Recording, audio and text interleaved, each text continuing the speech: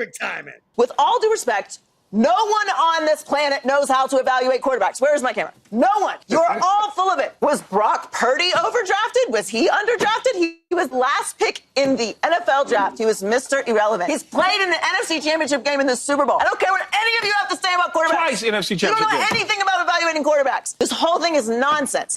What I do think, though, is this. With all due respect, I don't care about quarterback evaluators. You don't know what you're talking about. They literally don't know. You have no idea what you're talking about. They literally do not know. You're guessing, and sometimes you're right, and most of the time you're super wrong. Super wrong. They do not know how to evaluate the quarterback position. I that with an amount of respect, but you're not wrong. But you don't know what you're talking about. There is an insurmountable amount of evidence that you are completely clueless when it comes to evaluating quarterbacks. There are so many factors that go into whether a quarterback is successful or not. And talent is really the last thing, because they're all somewhat talented. It's what organization you go to. It's the coaching. It's the development coaching that you have. It's health. The list goes on and on and on and on and on. With all due respect, no one on this planet knows how to evaluate quarterbacks. Where's my camera? No one. You're all full of it. Please give me this job, because it literally is just a guess. So this whole idea that everyone's like, wow, he was going to be overdrafted.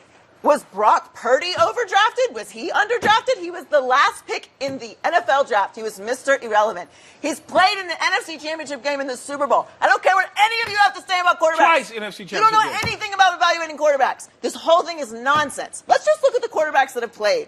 Right. Number one overall picks that have played in the Super Bowl in the last 10 years. Twice in the last 10 years, there's been number one overall picks who've played against each other. Matthew Stafford and Joe Burrow. And Peyton Manning and Cam Newton. That's 2015. Peyton Manning. Peyton, who's been doing television and producing movies for how many years now? Stop talking to me about these high picks and what you know about it. You don't know anything. It's all a complete crapshoot. So I don't think it's a conspiracy. I can't get that far. But please, he didn't interview well. He's not humble. I have got some news for you guys, and this is going to sound dramatic.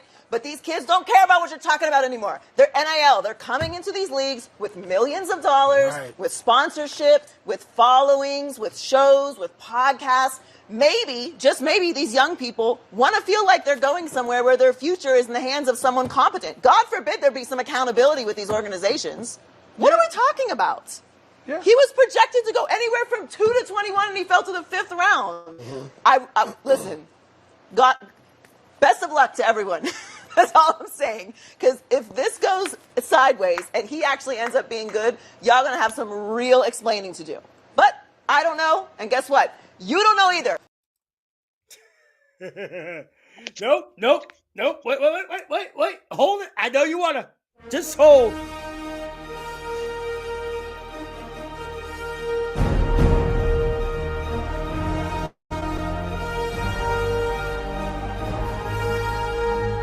To all the movie owners of the world, fuck you.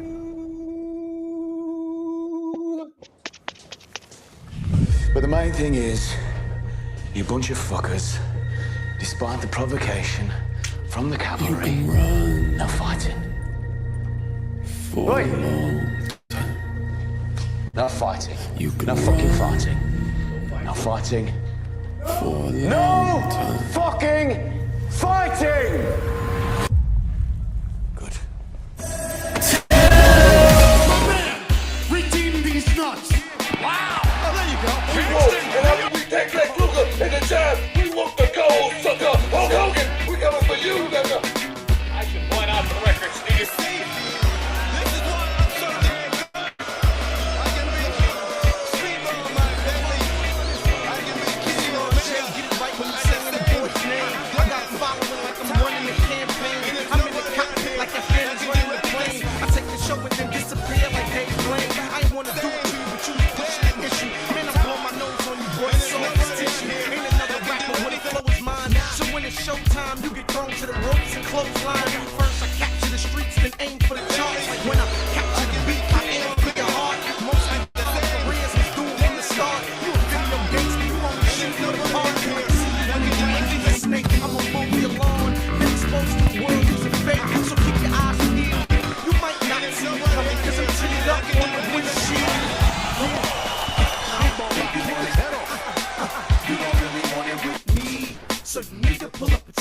Cause I ain't going nowhere. Yeah, I don't think you want it.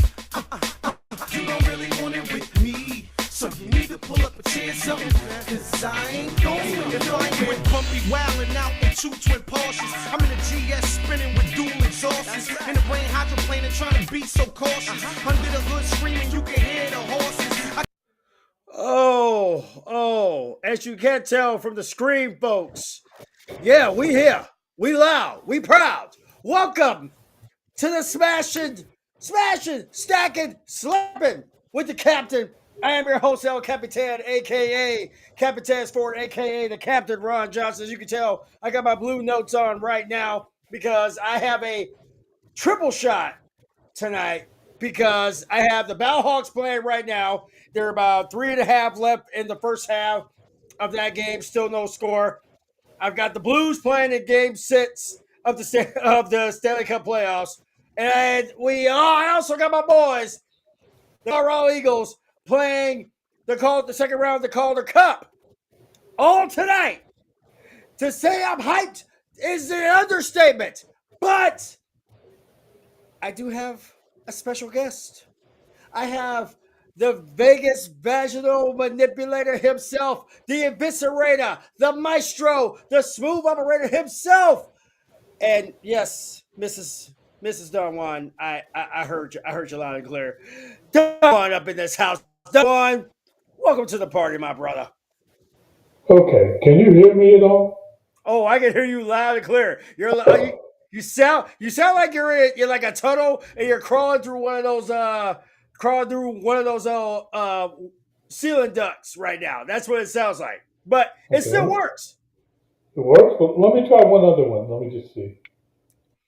But as I said, folks, right now I have a lot to sit here and go out. And as you heard from Joy Taylor, she ain't lying.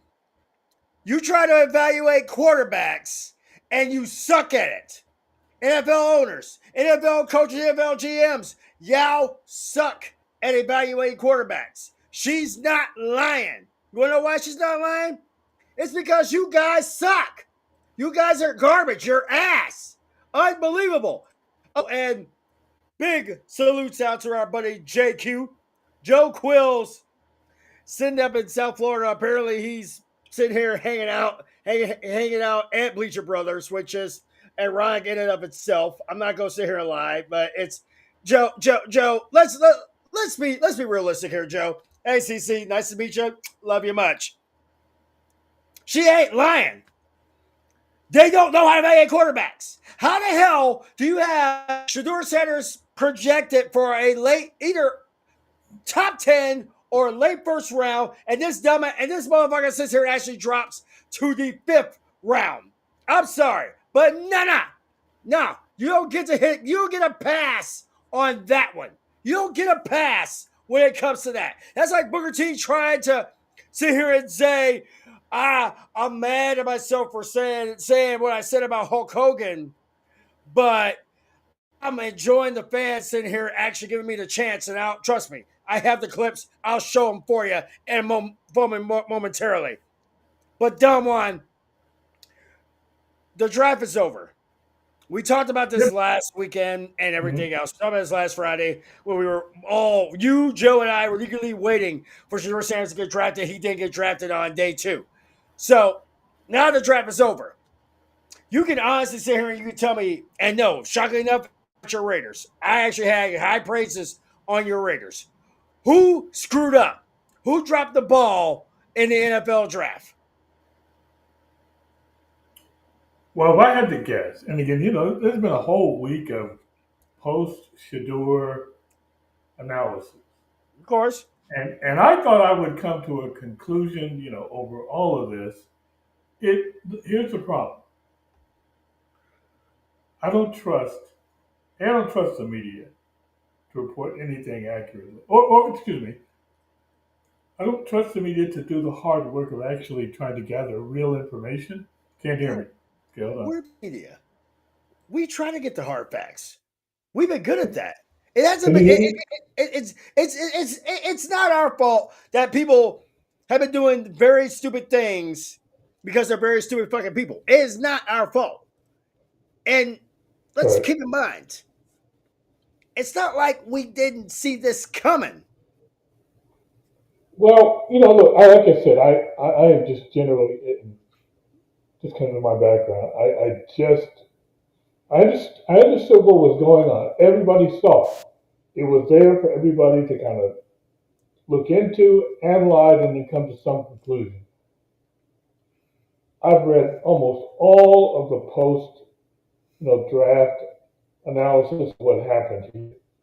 And the problem is nobody wants to say what's happened here. They want to make it seem as if, well, it's just happenstance. I've read a few people allude to interviews that didn't go well, things like that. I have a hard time believing that Hmm. because it's not like you're interviewing for a CPA. You're interviewing a guy that is going to be a quarterback, your quarterback, and you want a guy, your quarterback, to be a little on the edgy, arrogant side. How the hell can somebody step into a huddle where you've got 350-pound linemen looking to take your head off every time the ball gets snapped, and you're not supposed to be a little arrogant? I, So uh, that part I don't get. I mean, I'm curious about this part. You're saying, well, we didn't draft him because of the fact. Wait, what's that? Was that? Was that? Was that? Yes, touchdown, Bellhawks! Let's go. Sorry. I told you, I got a trifecta going there. But Bellhawks now up 6-0. Nothing but about a minute 54 left in the second quarter. Here's where I stand on this whole scenario. You didn't want to draft him because he didn't interview well. Have you not met Marshawn Lynch? Have you not met Right. Michael Vick? Have you not met Dak Prescott? Patrick Mahomes? Hell, Jalen Hurts.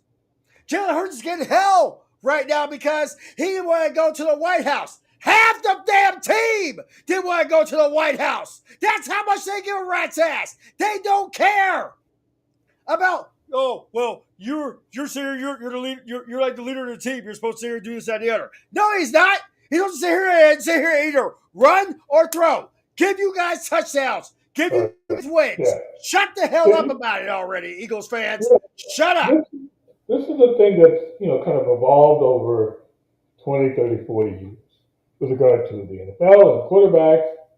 And let's just speak the truth: quarterbacks who happen to be African American.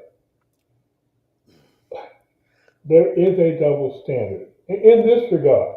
It it You don't are matter. expected. No, I'm just saying, you are generally expected to be clean cut, forthright, all American, and never complain about anything, no matter what's done to you or said about you or what have you. And generally, you know what? I think that's a benefit. That can be a benefit to anybody. But again, like I said, he's a quarterback. He's the leader of your team. And oh, by the way, what you want to do ultimately is, with this person or whomever you choose, you want to win. So I could never close the gap between his skill set, his winning record, and what NFL teams were looking for. It And, just and, and the thing is, that mystifies me more than anything else is, okay, okay, the Browns draft Dylan Gabriel in the third round. which nobody can Good for understand. them. But It's good nothing for them. but Why didn't come around 2 rounds later, draft up to get into that position, and take a quarterback to compete with the guy you got? It makes no. But again, I understand it's the Cleveland Browns, so given their history, it's not surprising. It's just mystifying as to why, if anything, those roles weren't reversed. You take, they should do a Sanders in the third round, whatever. Should have taken him, I think, in the second or third round. But you take him, and then you might get another young, because that quarterback is a mess. Sean Watson is never going to play for the Browns, so he don't count. The other guys they got in there, they're retreads, has-beens, they're really never going to play. So it's like, for all the screw-ups that the Browns have committed at this position in the past 20 years, I right. don't think they've had a good quarterback since Bernie Kosar. So that's 40 years. wait, wait. Serious. Here's the problem. The problem is the Giants had a chance. The Yeah. Giants had a chance to actually do something, and instead of going after Shador in the first round, they go after Jackson Dart. And then the Saints had a shot, or I mean, either the Saints or the Giants. One of them had a shot first. Jackson Dart goes to the Giants, and who the hell did the Saints go for? This is what I have to figure out in my head. Right. Again, these things happen, and there was a lot of anticipation. So then, when the issue started to snowball, that this kid was going to fall, quote unquote, in the draft, and the next logical spot, given the way he was originally predicted to go, was the Saints. The Right. quarterback's not going to play this year. They really don't have, unless you want to count what's his name, Tyson.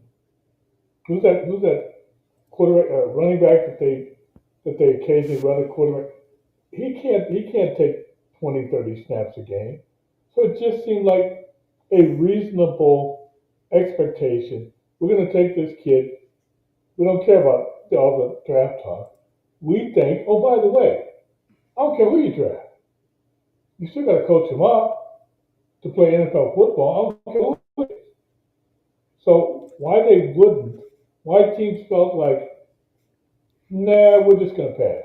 We're just going to, yeah, I know he had, 37 touchdowns, 4 rushing touchdowns, and everything else, but no, we're just going to pass on that. You know, I don't get that. I'll never get that. And everybody's got a theory. My theory is it's the Dion looking over everybody's shoulder, which I you think, know, when you break it down, is petty. I try to, this is why you're the mellow one and I'm the very vocal one. Because the thing is that the NFL, well, they're just basically my bitch. They're supposed to just give me satisfaction and just move on.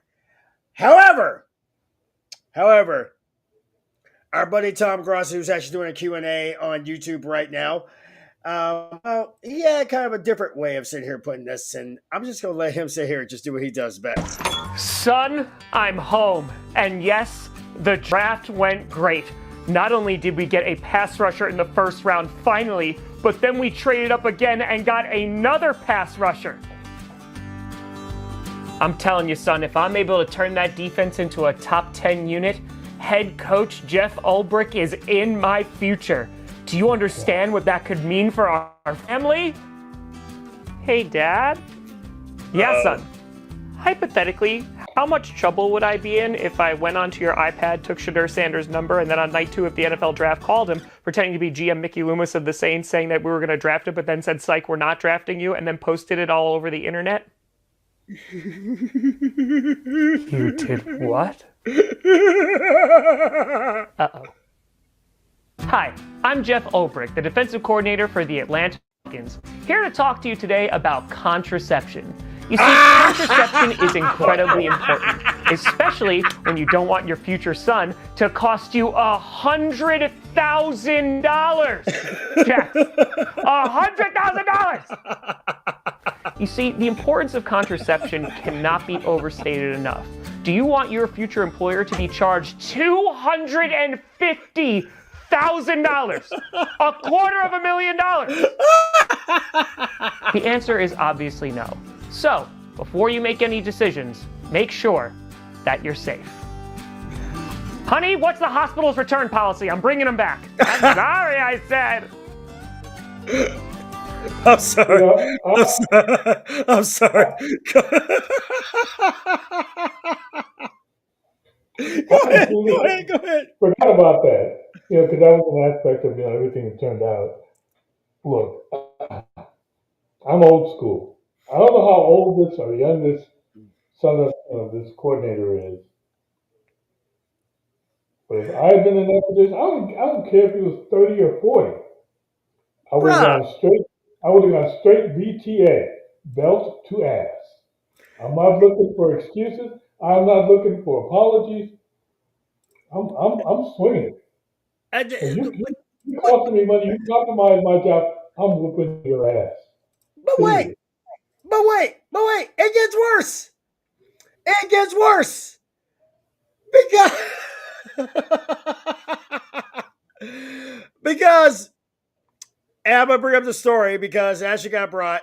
Drew Rosenhaus actually sat here and brought this madness up, and they're literally trying to sit here and get all the images that are all shipped up. Hmm. Um,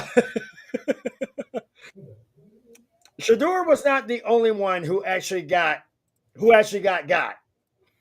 Apparently, Abdul Carter also was a victim of these prank calls. Former Penn State defensive end Abdul Carter received a prank call prior to the Giants selecting him at number 3 in the draft. Drew Rosenhaus has said someone called Carter pretending to be the Jacksonville Jaguars, who traded up to the number 2 spot to select Travis Hunter. Before that pick was official, the person under the lines told Carter the Jaguars are going to select him with the second pick of the draft. So Abdul Carter and Shador Sanders both got got Yep. choked. Yep. Like, I'm sorry. When the hell did the NFL draft become bring your kids to work day? Something of Like this that. magnitude. Something of this magnitude. You Yeah. have literally this is the NFL draft. You're gambling with kids' lives all the while going to the impression that, well, we're just gonna just say hell with it. Hmm. I'm just gonna leave my tablet wide ass open so that way my 21-year-old kid or my toddler can sit here and actually prank call somebody. I'm I, I'm trying to figure out. Yeah, Um, exactly, I'm hearing it. exactly, I'm hearing exactly. it. But I'm sorry. And again, I don't want to get into social commentary about corporal punishment or Wait, wait. anything like that. Wait. I'm trying to find my wiffle ball bat because I'm figuring I'm gonna be needing that one too. Because if we're gonna basically go in there, we're gonna go there. I'm gonna go old school as much as possible. Halftime between the Renegades and Bellhawks, 9-0 Bellhawks. Bellhawks get a field goal at the last minute. Tied at 1-1 in game 6 between the Jets and the Blues at the end of the second period. But this is what it comes down to for me. Ulrich should not have a job. Yep. I do not care how good he is. If you are going to sit here and be that person to have your children screw up your draft and cost you a butt ton of money, you does. Oh Jesus Christ! No. I'm sorry. I'm sorry, Don. I Okay. know we're going on a tangent, but I'm gonna just. I'm going to just. I'm going to just share this.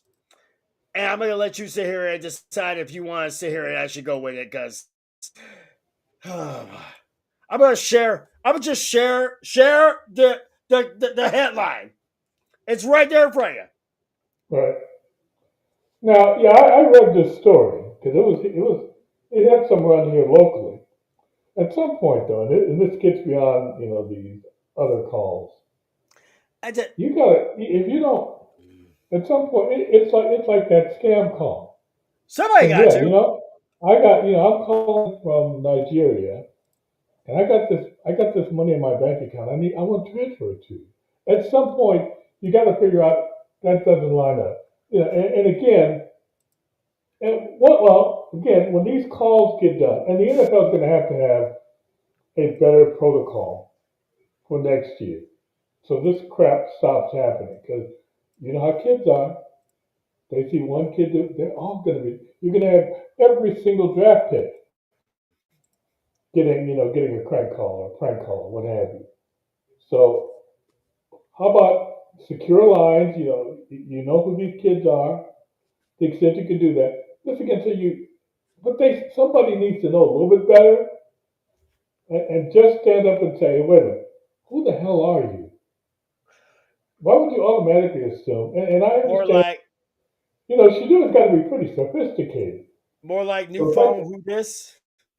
something, because I mean, it just seems like the fact that these jagoffs in the NFL who have these kids who pull these stunts still have jobs yeah. says tons about what the hell is happening. And from where I'm sitting, we go to the draft one more time. And the only reason I'm gonna go ahead. I was going to say, real quick, this is kind of an aside.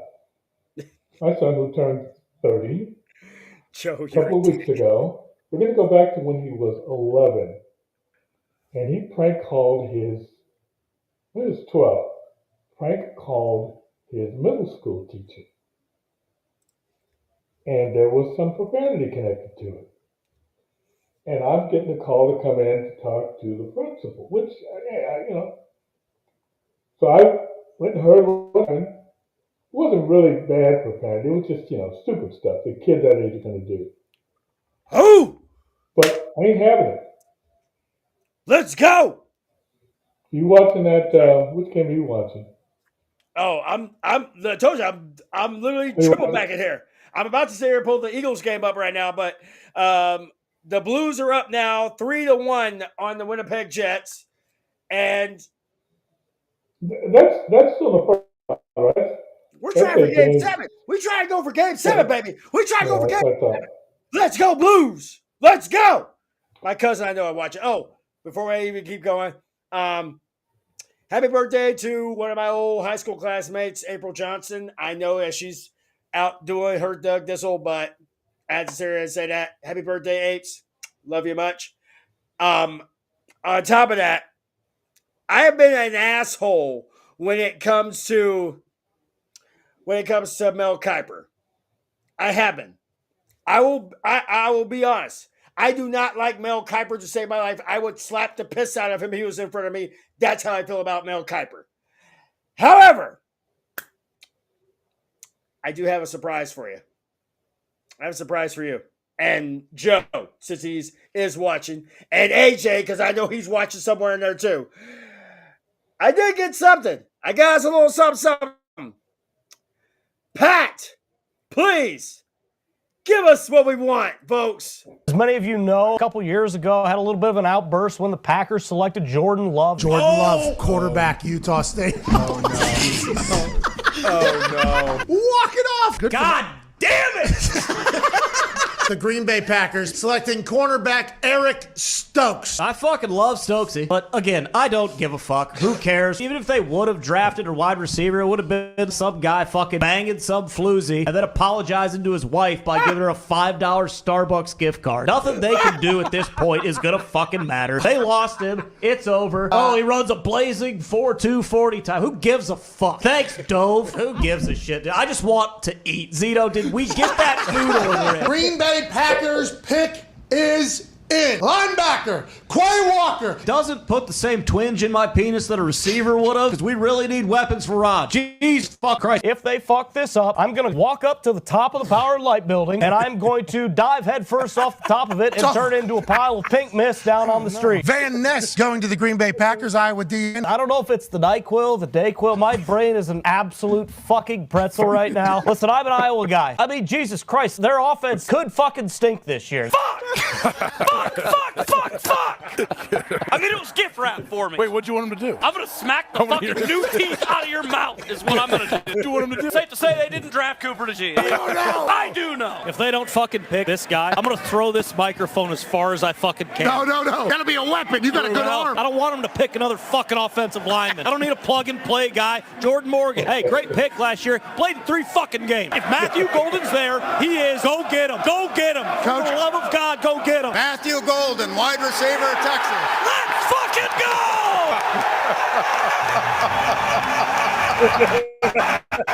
Get you some. Go, Pat, go! Go, Pat, go! Go, Pat, go! Let's fucking go! It's about fucking time, baby! This is what you look like, Ty, as the Green Bay Packers announce.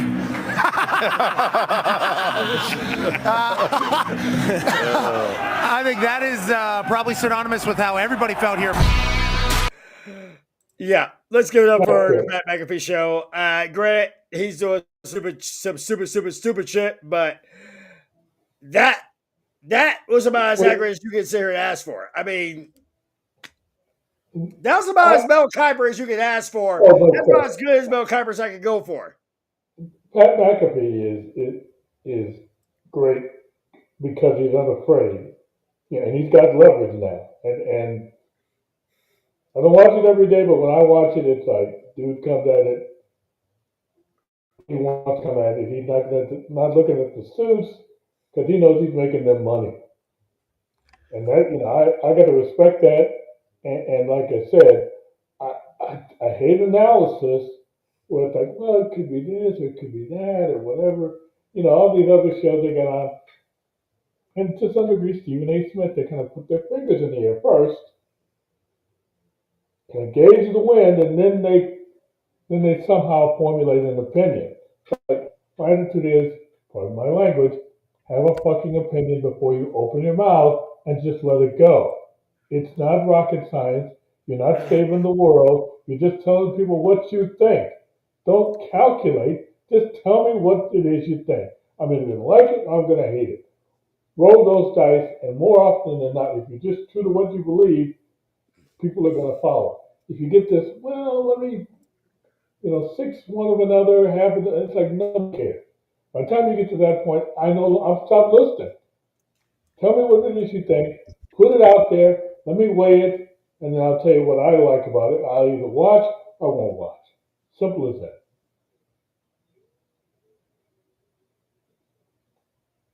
I think we are experiencing some technical difficulties. I think.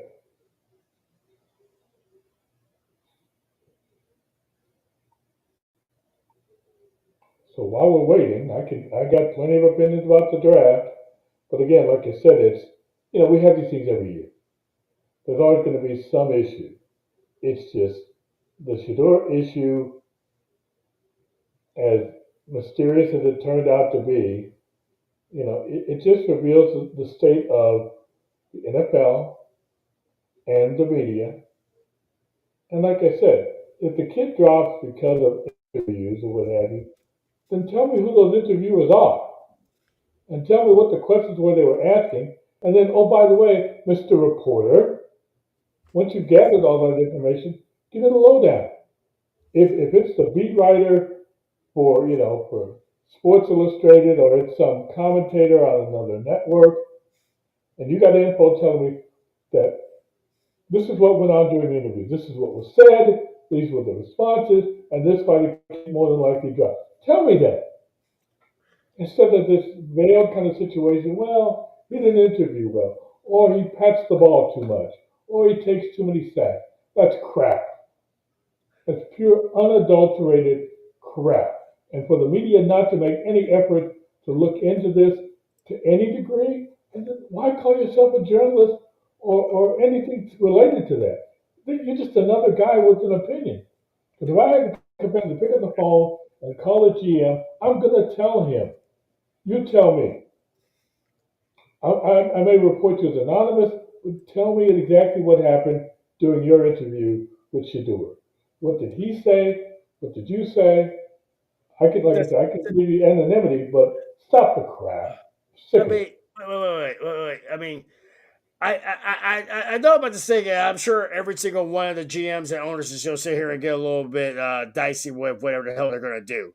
However, I am going to have to ask a question, and it's the main reason of why I wanted to get everybody in here, and you specifically, because you're a hoops guy. So I kind of wanted to ask a question, and you could take my son for this one, because we know about the younger generation, and we know that they don't have any damn common sense whatsoever. And I say as nicely as I can. Zero. but I'm going to ask the $1 million question. And I posted this a few days ago, and you actually talked about it. Joe actually talked about it. Reese actually talked about it, which was a big damn deal. In the bleachers decided to sit here and ask the infamous question, who is the GOAT, MJ or LeBron? And there's a reason for it bigger now. Because I'm going to pull this up. And if you haven't paid attention to the last 24 hours, I'm going to go ahead and just bring it to y'all, to your heartbreaking right now. As you can see, right about here, the Lakers lost last night. Really? They lost last night. They got beat last night. They got beat, victimized, and conquered last night. Even with Luka nursing a bad back, they got beat last night. So now, and of course, my son's biggest argument about this is how many first round or second round losses did MJ have? So now I'm gonna bring the question. We're gonna answer this question right here, right now. Who is the GOAT? Here's Ernest or King James? Who's the GOAT? In your opinion. In your opinion. And everybody who's in the chats, ask away. My son, who's literally walking away. And see, he's in here smirking about it right now. He's smirking right now. I ain't going to be as mealy mouthed as I've criticized commentators or whatever. But I do come to a conclusion. I'm trying to avoid that because I want to show some respect to both. And I've said on a number of occasions, I've said Michael's the greatest winner. The record is clear. You go to 6 NBA finals, you win 6. And in a short span of time. LeBron's got the longevity thing. And honestly, I've been back and forth every time, and I'm not gonna come to a decision based on the results of this first round deal with Minnesota. But you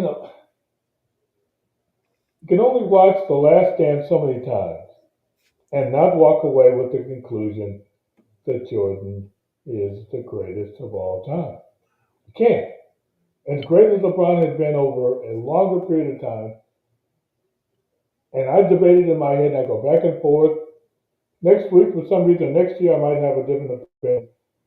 But damn it, I can't ignore the history, and I can't ignore the records. He went to 6 separate finals. I forget how many times he was the finals MVP, but he never lost. It's as simple as that. You can weigh everything else. You can say, James is this, Jordan is that, James is this, Jordan is that. But James ain't 6-0. Simple as that. Before you even continue, my son, who actually is listening to you right now, son, the mic's right there. Have at it. No, go ahead. No, you've been clamoring to us for days about LeBron being the GOAT over Jordan. I want you to be able to say what you gotta say. Go ahead. Well, all I'm saying is, how are you gonna say he hasn't lost, but he lost in the playoffs? And didn't even make it to the playoffs multiple times in his first few seasons of his career. Yep, absolutely. I mean, his struggles with Detroit are legendary. I mean, so yeah, I saw it, witnessed it, and even when they got past Detroit 91 to play against the Lakers, when they lost the first game to the Lakers, I said, it's going to be a Lakers sweep. This guy Jordan ain't what he claims to be. When he gets to where the money's really on the table, he's just another great guy, to borrow that word from I hear this one, and I'm hearing both sides of the argument. The problem is that Joe just squirreled the hell out of all of us, and you can see the comment yourself. Well, if you multiply 100 times 20,000, 20,000 women. I'm sorry. Even my son is like, wait. You put it that way.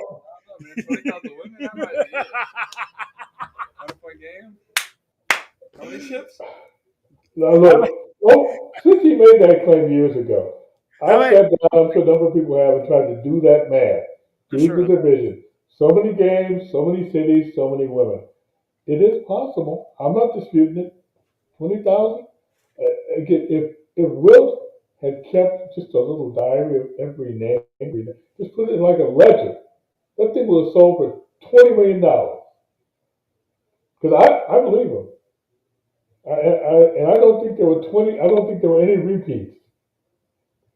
Straight up 20,000 different ones, 20,000 nights. Don't know how he did it. I Was mean, it during? Was is it safe to say that Wilt pretty much is the GOAT when it comes to smashing? Well, not only that, What? I mean, forget about am I lying?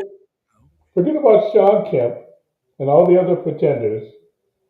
If you slept with 20,000 women, you are the father of our country. You surpassed George Washington. At that You point, are the greatest American ever. it might be. And I believe it. That's not even Like I crazy. said, but I just can't. I don't want to. I want to get. Yeah, it's beyond mythology. It's beyond even religion. But I believe it. Nobody can ever come up to me and say, "Ah, Will didn't think what." Yes, he did. Simply because he said he did. I don't need any more than that. I don't believe Will is a liar or an exaggerator. I think he's straight up factual. My only disappointment is no video. Granted, this would have happened at an earlier time, but Will, dog, you should have saved us something. This may be a reel of 10 or 20. You could have had like a series of We always tapes just was and, going pretty much and, in and our stuff you eyes. could have put out for Like, sale. Wilt But don't even get a nod.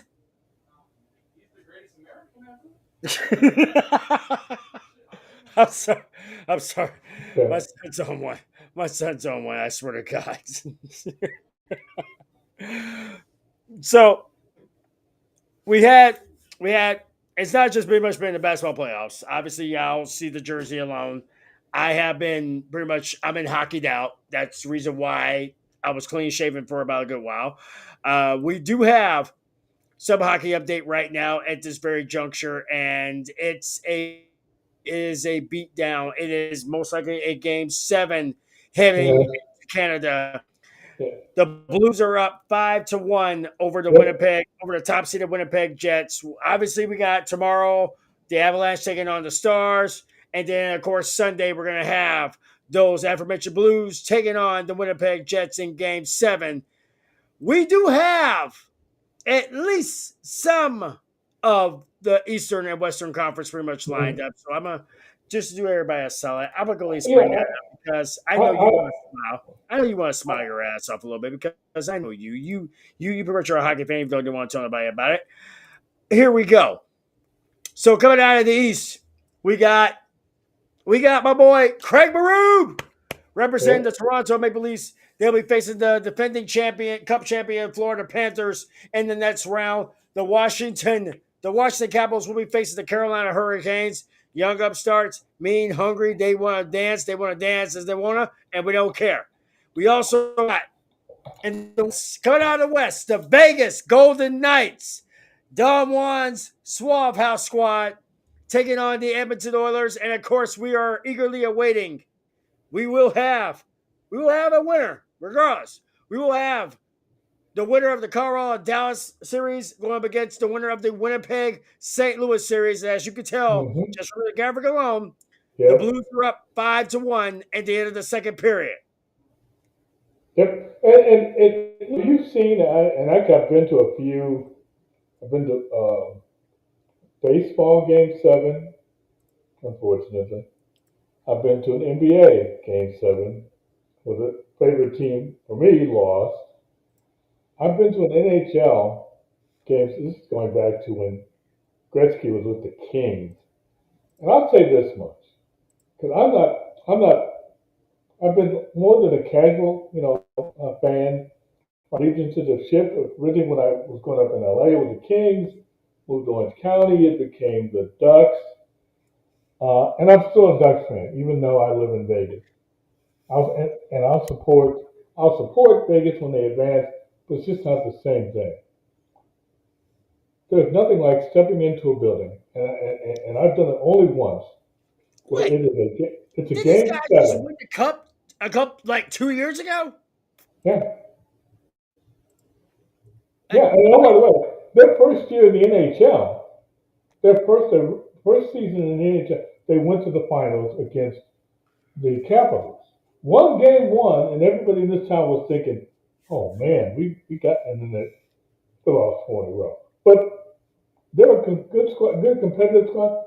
They they always bring in good defensemen. They get adequate goalkeeping. Jack Eichel is out of his mind. He could take them back to the finals again, and they could win all over again. It's wide open. And oh, by the way, I do want to see them wipe the floor with those Canadians. I know we got this thing going now with this competition. And I used to love the Oilers back in the '80s and Gretzky and all that stuff. I get it. But they beat my Kings, my original team of choice. And the Kings let it get away. They won the first two and they lost 4 in a row. That's unforgivable. But I'm hoping that the Golden Knights just take it out on these guys, sweep them 4 straight, send them packing so they know how it feels, and move on to the next round. It's not that I dislike Canadian teams. I just don't have any particular affinity for them. So if they lose, they get to an American squad and in the playoffs, I'm good with that. So if Edmonton is so great, let's see them get a game or two. Let's see if they can get a game or two off the Golden Knights. I don't think that's possible.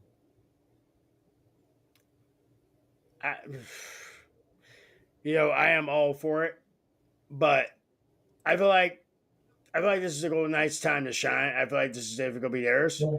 I honestly feel like the Golden Knights have been there. They've done that. And Edmonton has been in the final. I'm not gonna lie, but the fact is that Edmonton had their shot last season, and I just feel like as good as they were against the Kings, I don't see them beating out the Knights. The Knights are a whole nother level. They're hungry. They're hungrier.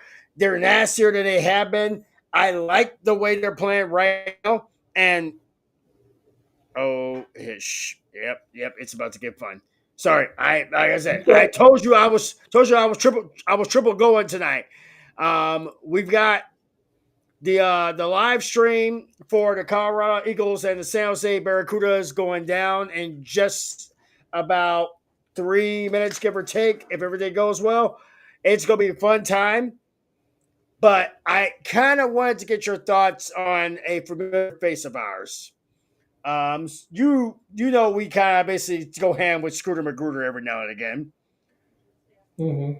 Well, Scooter Magruder apparently decided to pick out a couple of teams and decide he wanted to just talk about them. And I'm going to sit here and I'm going to let him. So, Scooter's new series called Cooking or Cooked actually debuted itself following the NFL draft. I want to see what he has to say about a few teams.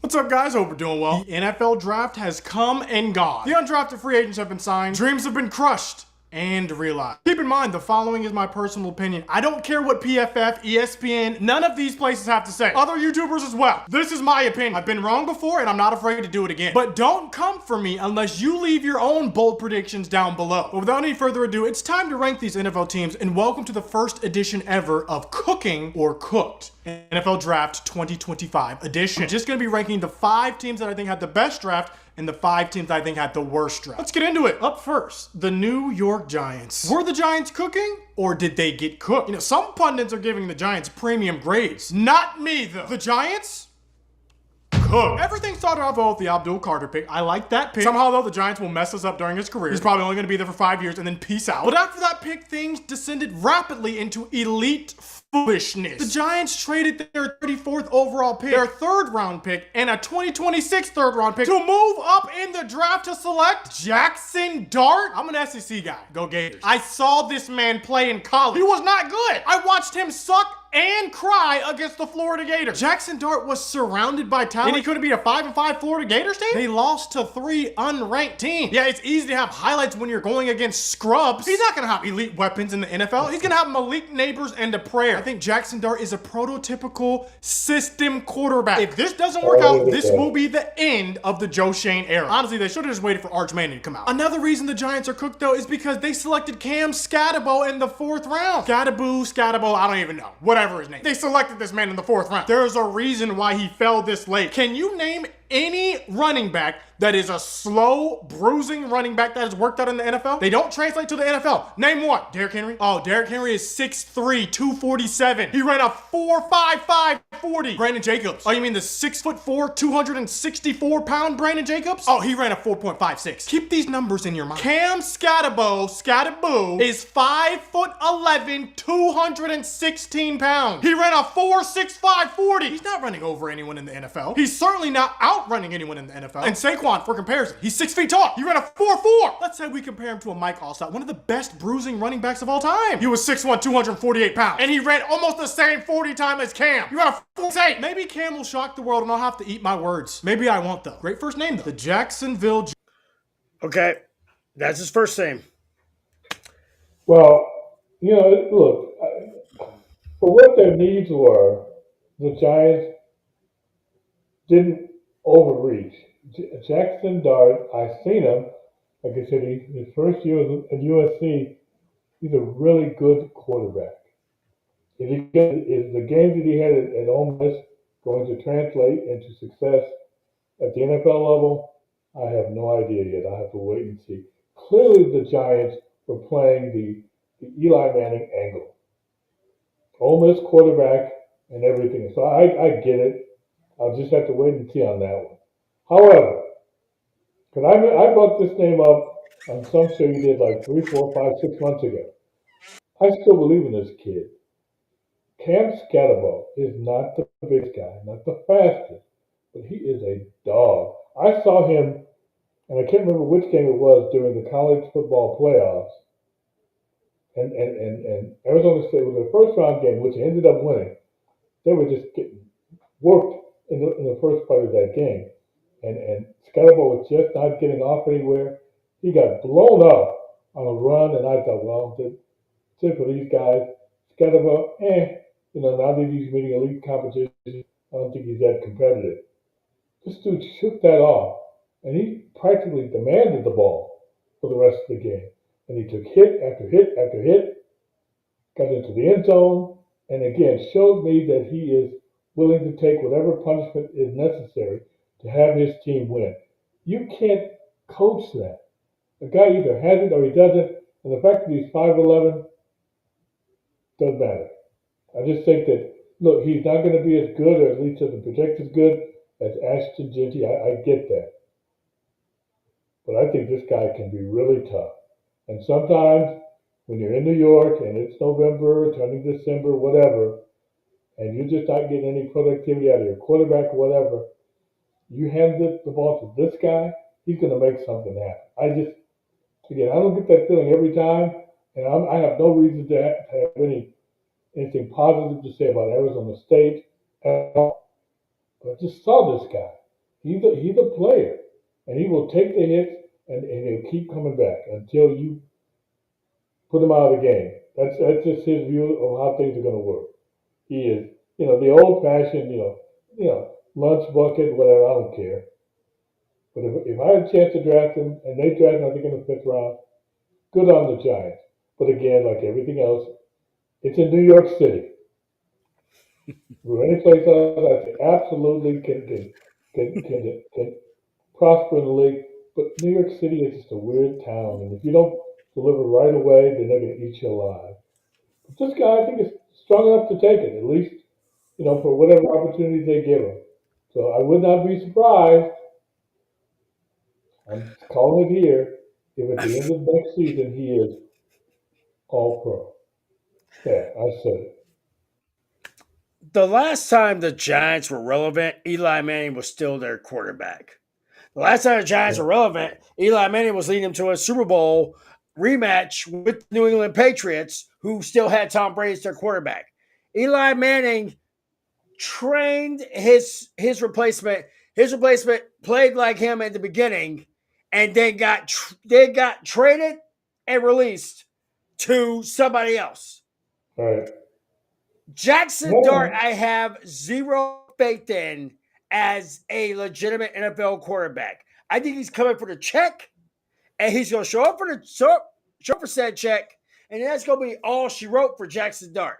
Do I feel like that the Giants really dropped the ball by not going after Will Howard or Shador Sanders, or hell, they could have gone with Dylan Gabriel?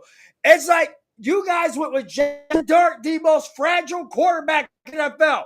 Screw the age, screw the turnovers. Jackson Dart is the dumbest decision in New York since Aaron Rodgers. No. There is no nice way to put it. Aaron Rodgers is garbage. He's hot garbage. He is that steaming garbage barge that's running on the East River every single morning at about 6 a.m. in New York. No. Jackson little tugboat that's on the back end of that Aaron Rodgers garbage barge. That's the nice way to put it. And what I said last week, I still hold to it in this regard. That is, whenever you're in a circumstance, particularly when you're picking or acquiring players, and you kind of reach for somebody that kind of reminds you, well, he's like Arch Manning. He went to Ole Miss. When you try to replicate those types of things, they almost always fail. So I'll say that much. Because I know that's what their thinking was. He is, and people didn't really like Eli Manning that much, but Manning was tough, and that's where again, true. You're going to be in New York, given the draft position, expectations are going to be higher, and again, it's the replicating Eli Manning part that I just didn't like. But like I said, I've seen this kid die. He does have some talent. Whether or not he gets eaten alive like some of these other guys who played in New York, Garrett Wilson for the Jets, or Daniel Jones or whatever, I don't know. Because like I said, once it's a misstep, hell, if he throws a pick in the next exhibition game, they're going to be calling for his head. So if you can withstand it, and certainly Eli Manning during the regular season wasn't that great, but he was determined, particularly when the money was on the table, to get it done for the Giants. And as you mentioned, did it twice against Tom Brady and the Patriots when they're in their prime. That's the expectation is going to be for this kid. And I'm not sure he can live up to it, but he's their pick. Can't be any worse than Daniel Jones. So he's got that going for him. At least I hope he does. But we'll see. I honestly feel like we should have started easy on this one, and Scooter did not help us with that. So, as we can tell from the graphic, he's giving us an easy one. So, here we go. Jaguars. And the Jags were cooking. Jags have the youngest GM in the league. He's only 34 years old and he looks 20. But this man was not afraid to make big swings. He gave up 2 first-rounders, this year's second-rounder, just to move up to select Travis Hunter. This is one of the most unique prospects the NFL has ever seen. And based off the press conference, it looks like he's going to play him both ways. I will be fascinated to see this in real life and in match. If anything, this pick injects vitality into the Jags fan base. No one's going to remember giving up all these picks if Travis Hunter plays remotely close to how he played at Colorado. On either side of the ball. They get some additional cornerback help in Caleb Ransaw, cornerback from Tulane, and they get some protection for Trevor Lawrence as well, Wyatt Milam from West Virginia in the third. But really, this draft is all about Travis Hunter, and I like the aggressive play. I will be actively tuning into Jaguars games just to watch Travis Hunter. Up next, we have the Panthers. That's probably the quickest one we've done. I mean, yeah, I like Travis Hunter. Seen a lot of his games. Can't really argue with the talent. Anybody that takes so many snaps, even in D1, college football, got a lot of talent. I just don't think he's going to have to pick a side at some point. You can't play X number of snaps on both sides of the ball in the NFL. Not at an elite level. He's going to be better at one than he is at the other. And like I said, you made this pick, give up capital to get this pick. I say give him a shot, like maybe 8 games, whatever, 10 games. He's young. Let him go out there and not necessarily run every snap, but certainly run more, same number of defensive and offensive snaps, and then see what you got. I just think he's going to, the punishment, that meat grinder, this is a grown man's football league. These aren't boys in college. And oh, by the way, when you have a name and you're promoting a name in the NFL, what do you think those tight ends going over the middle or other players on the other teams are going to want to do to you? They're going to say, okay, Mr. Hunter, we saw your college reel. It's very nice. Come out here and do that same thing with the big boys. Show me something. So again, you might be able to do it. And I heard the talk about he can be the football version of Shohei Ohtani. I don't know. I think he's going to be elite at one or the other. I just don't think he can be elite level at both. But that's the fun of it. I'll wait and see.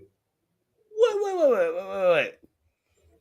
The NFL version of Shohei Ohtani? Didn't Ohtani just help the Dodgers become relevant and win a World Series a year ago? Yep. So, I mean, this is nothing against Travis Hunter. I am a CU buff, regardless of me being a Gators guy. I am a CU buff. That was my yard. That was basically the house I built for a good 2 decades. I'm going to sit here and I'm going to be about Travis Hunter. I'm going to be about the fact that he's actually putting forth that effort that we can't even get Jalen Ramsey's bitch ass to do at all. And let's call it what it is. The fact that I feel like he would be good, but I don't think Travis Hunter would be the guy he would go for. I think, honestly, the Jaguars kind of threw the pooch when they decide not to sit here and actually get a legitimate backup for Lawrence in the form of Shedeur Sanders. We were talking about this later a few days ago up on TikTok of how we were sitting here thinking about how this person was going to be this person, and we're basically making moves.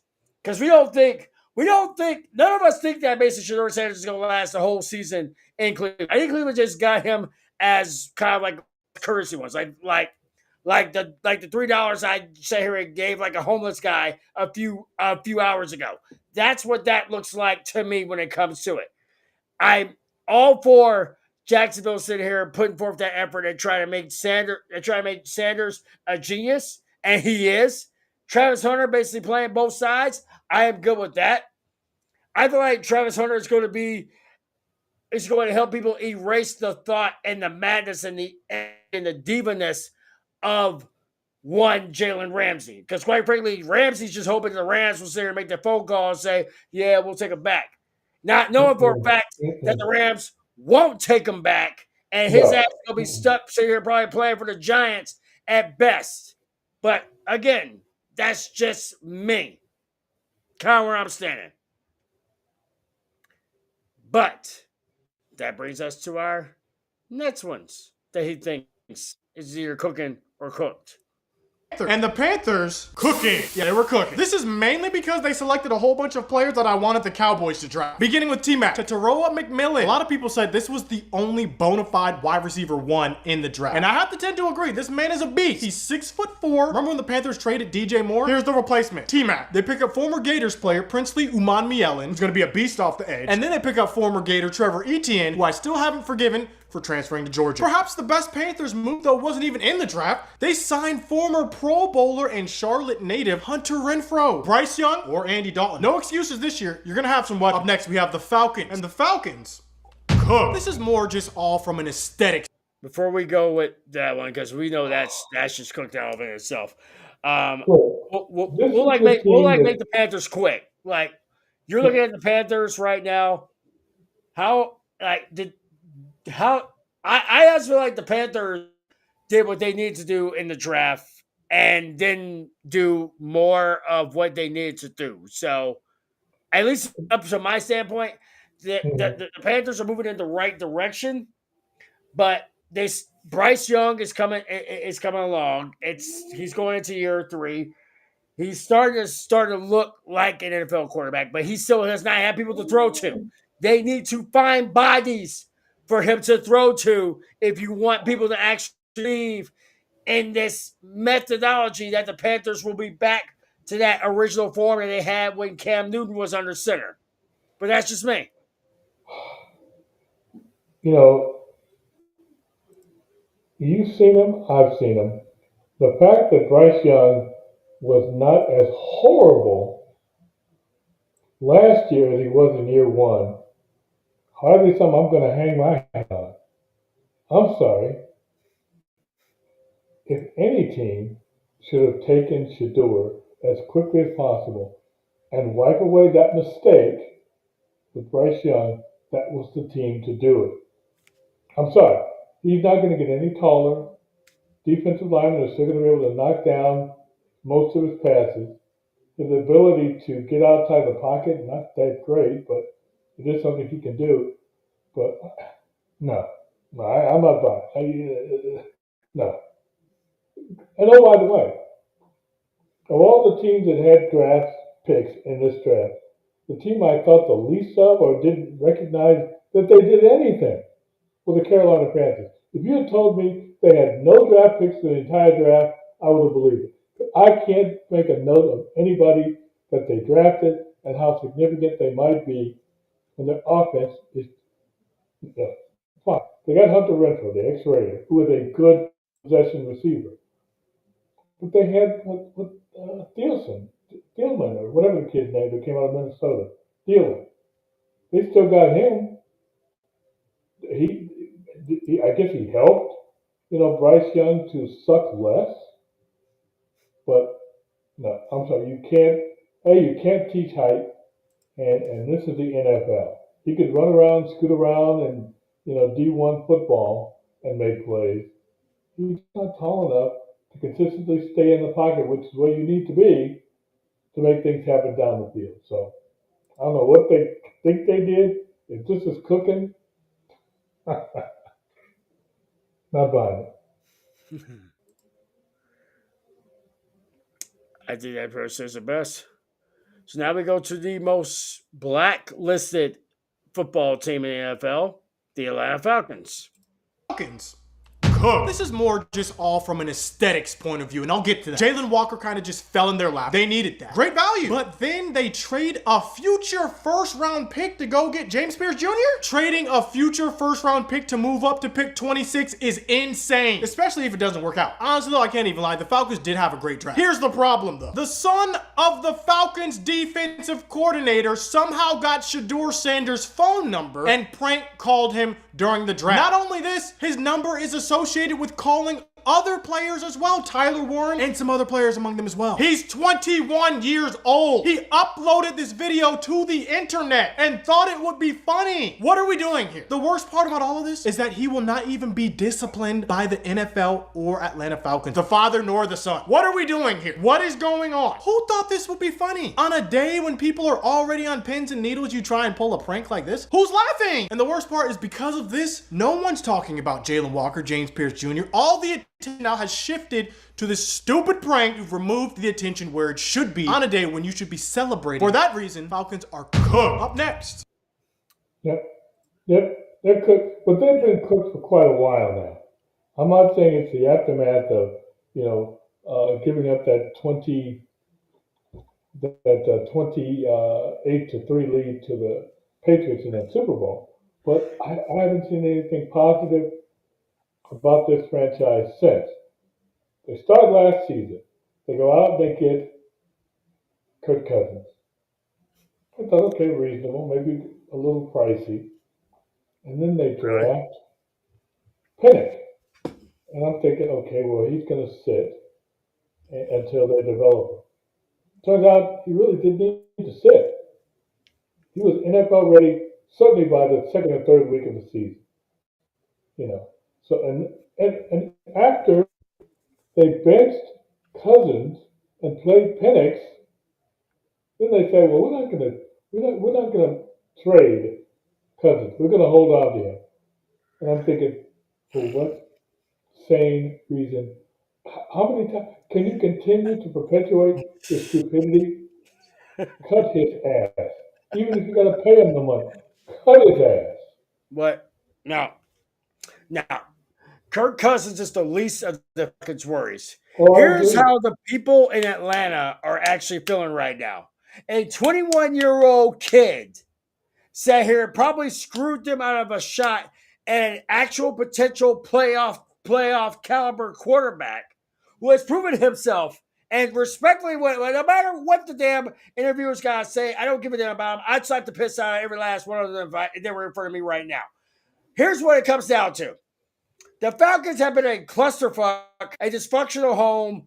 They've been the in living color version of a dysfunctional home show with Jeff Ulbrich playing the character that Jim Carrey played in that show. That's what it looks like. The Falcons have been a clusterfuck since literally they got choked out with the coquina clutch by Samoa Joe, aka Tom Brady, in that Super Bowl. The very, very Super Bowl where I'm trying to teach my youngest daughter how to actually be able to learn this damn bowl game. And these guys throw a giant goose egg in the second half and then blow it in overtime.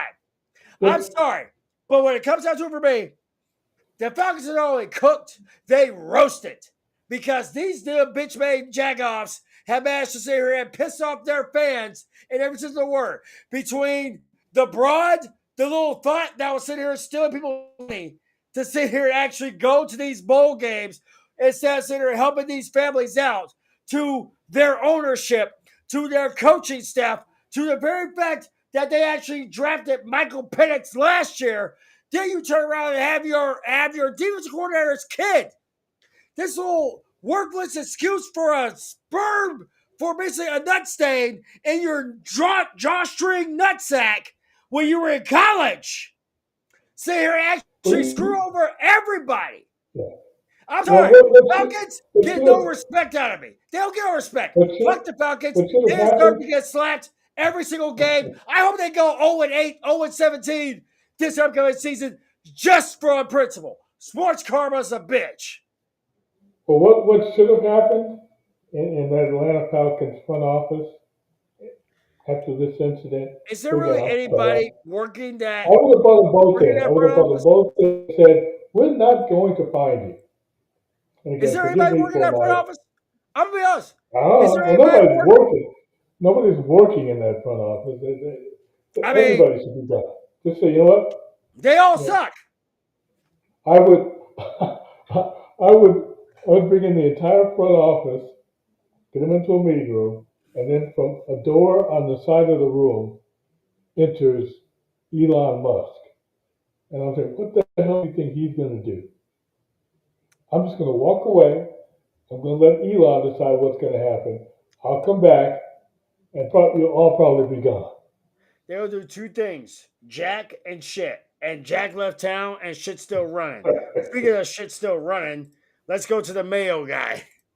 We have the Tennessee Titans. And the Titans were cooking. Honestly, this is solely for taking Cam Ward #1. They could have done something dumb here, but they take the best quarterback in the class. His story from a no-star to #1 overall is wild. I don't think it was talked about enough during the draft, honestly. I do think we could have a Trevor Lawrence situation here where Cam Ward is the only quarterback that pans out in the whole class. What do I know? Some people don't even think Trevor Lawrence has panned out. Up next on our list, we have the Saints. I can't even lie. Nope. We're not going to go to them yet. Trust me. That's on the damn list. But the Titans.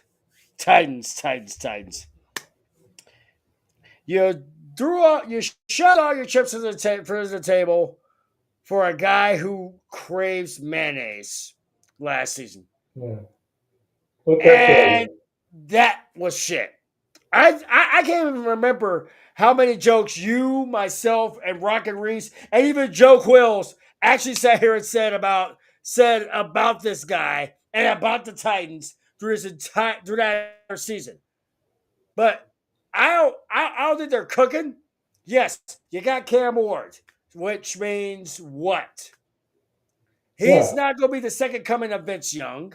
Not gonna be the second. He's not gonna be the second coming of Steve McNair. He's not gonna be that guy. The Titans' time came when McNair was pretty much under center, and let him go. Y'all sent him packing. That was the start of the downfall of the Tennessee Titans. As much as they want to sit here and be all about we go whoop that, get them. They basically the tricks that get whooped, get them. That's how it basically comes down to it, at least in my eyes. But I ain't wrong, but I doubt it. Show me what you got. Well, certain teams go into a tailspin. I like the Cam Ward pick. The only problem is, what do they have surrounding this guy? That offensive line, from what I can recall, I didn't watch a lot of their game, wasn't that great. I'd have to go back and look at the draft to see if they built around this kid. I like he's calm. I like that in his makeup. So I want to see him succeed. It's just not going to happen with this squad. This is the same team. Well, you know what? I was going to criticize them for Marcus Mariota, but he did get them into a playoff game. So this kid that they drafted last year, when you're trying to develop some mystique about your quarterback, you never want him to ever utter the words mayonnaise. You should be talking in terms of things that people think are tough. Like, I eat shoe leather for breakfast. I go into bars, I kick everybody's ass. Not, oh yeah, I like mayo. I will, I will sit around and I will meditate with mayonnaise. Yeah, you're going to get a lot of respect in any locker room with that kind of attitude. That is candy ass of the first order. I'm not going to get candy ass and mayo. I'm not going to mix those two up. It's too horrible. I'm just going to say that and move on. Again, I'm praying for Cam Ward that he can survive long enough to go somewhere else to be the quarterback I think he can be. Ain't going to be in Tennessee. No more. No, there will be no other. Music City Miracle. They are what they are, and they are not going to be any better next year. You already know where we're going next, folks. Get your hate mail ready.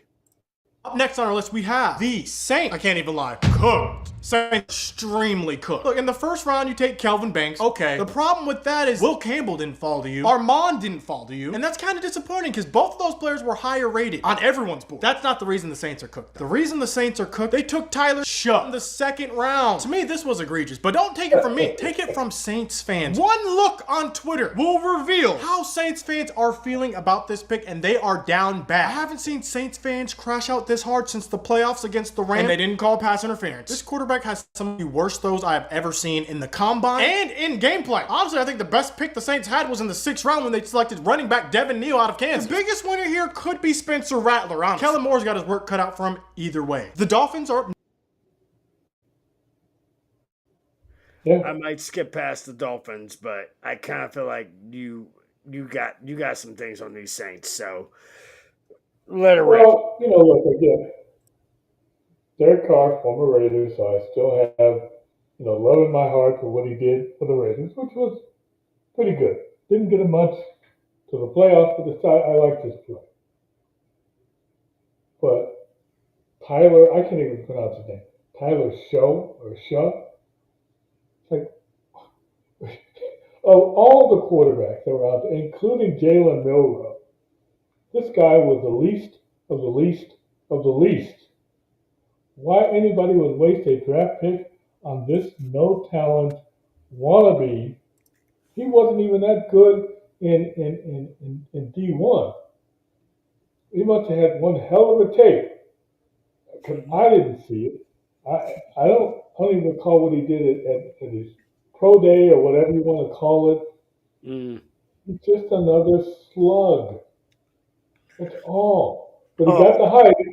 Once the hype train started going, oh man, yeah. Did you see this guy's measurables? I saw him play games. If you're going to start evaluating quarterback talent just on measurables and not wins and losses and statistics and games that he played, then you deserve what you get. Yeah, of all the picks, of quarterback picks, I can say with absolute certainty this guy is going to. I thought I would be shocked if they cut him in camp. He sucks that much. But they won't have made the mistake. They'll hold on to him for 1 year and then they'll quietly give him a bus ticket to get the hell out of town. God, that one, I saw that one.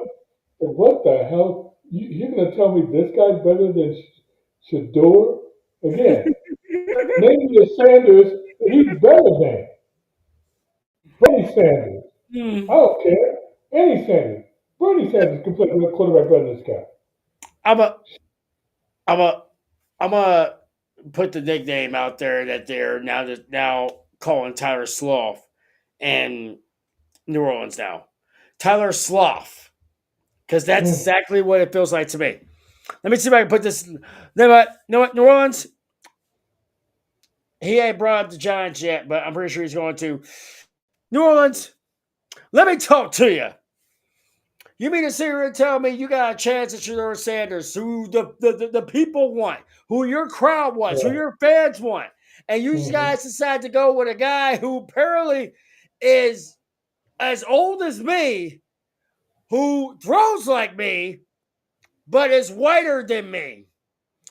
I get you guys are trying to go for your next Drew Brees. But this ain't your next Drew Brees. This man ain't even close to Drew Brees. This man can't even touch Drew Brees' nutsack. That's how bad it is for who that thinks gonna beat them Saints? Everybody. Do not be surprised if the Saints end up sitting there going with one win this season. And that's a gift. Do not be surprised. Don't be surprised. No. But, it's like my dad always used to say. When he just would come across somebody who clearly couldn't get the job done, he would always say, this guy couldn't find his asshole with two hands and a flashlight. You remember that's my scouting report on this particular choice from the Saints. You remember those days when the Saints fans were throwing the paper bags over their heads? Because I sure as shit remember those. And those were ugly. Those were ugly ones. This was the biggest one, is what I'm trying to figure out.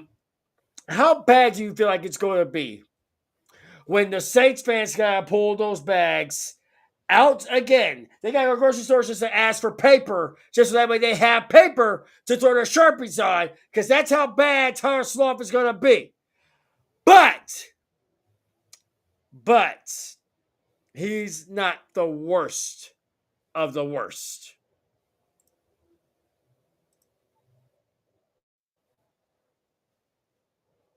Brown. Oh man. At this point, it's almost sad. It's almost sad. This is embarrassing. I think you know what I'm about to say. The Browns are cooked. Let's start with the positive, because they don't have too many positives. Let's get them out while we still can. Mason Graham, he's a beast. Put him next to Myles Garrett, and you have a formidable D-line. You trade back, you're able to acquire some talent. Also great. You turn that second round pick that you got into Judkins. That's great. And you get Schwesinger.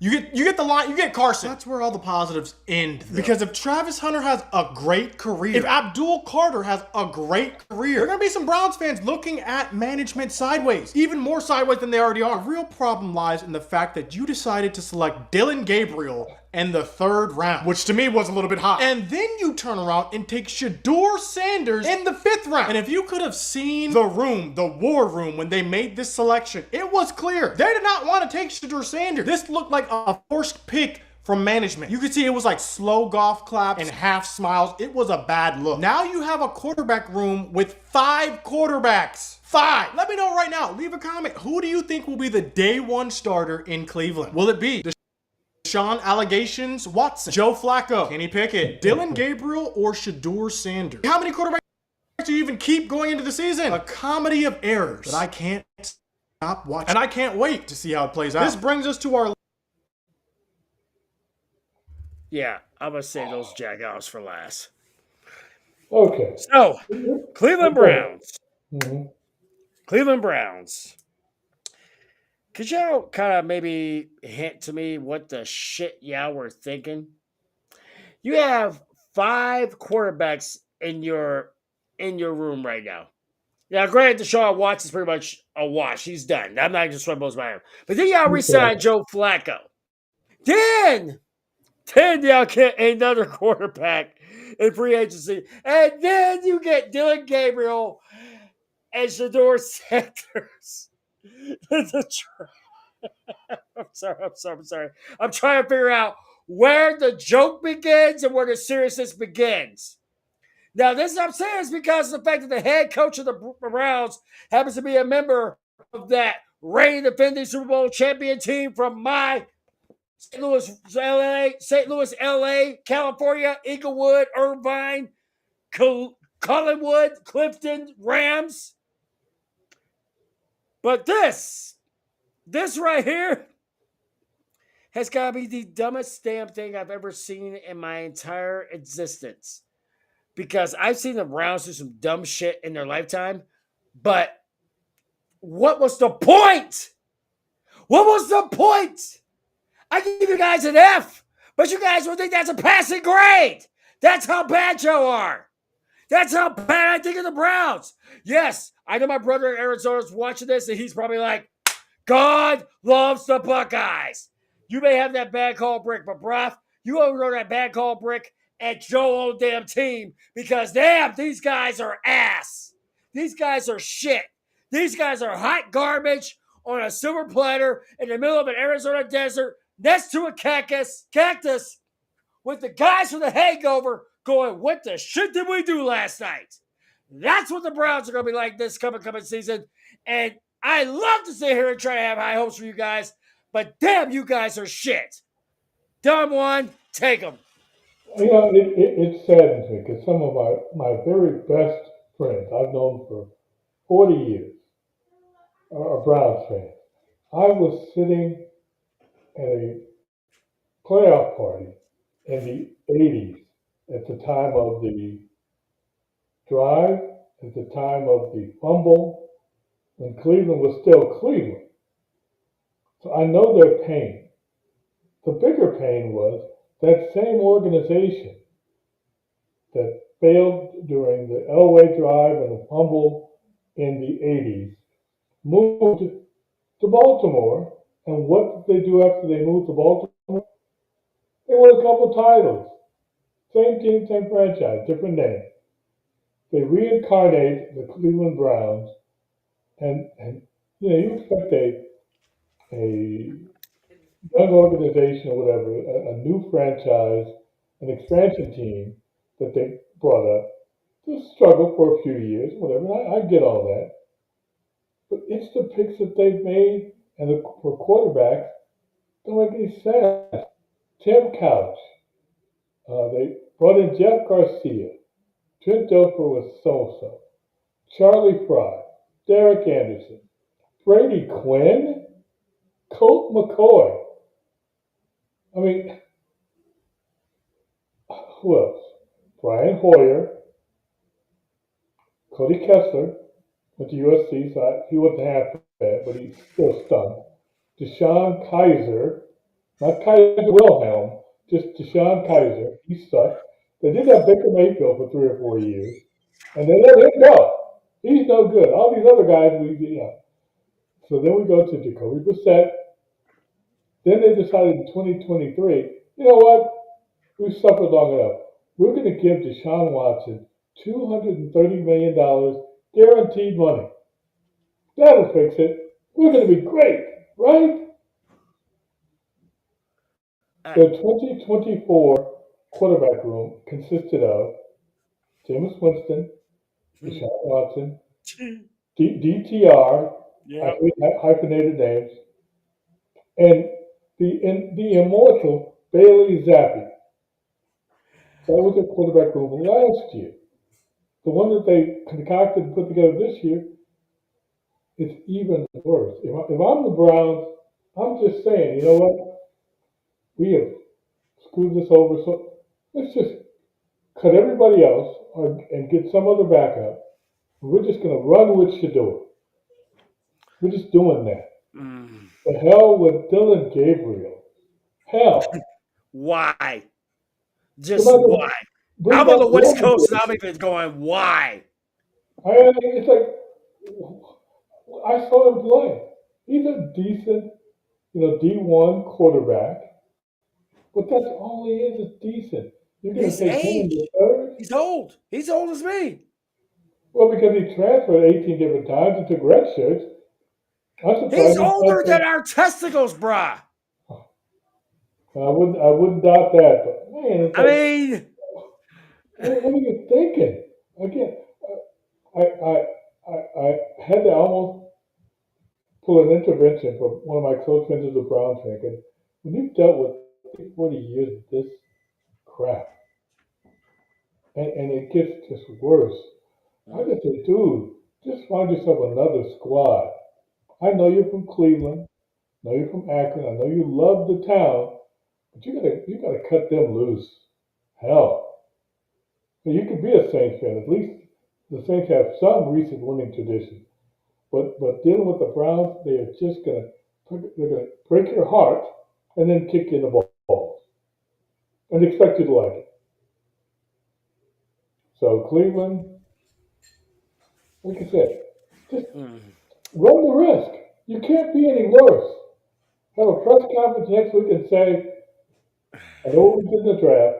We are going to make Shador Sanders our QB1. And that's it.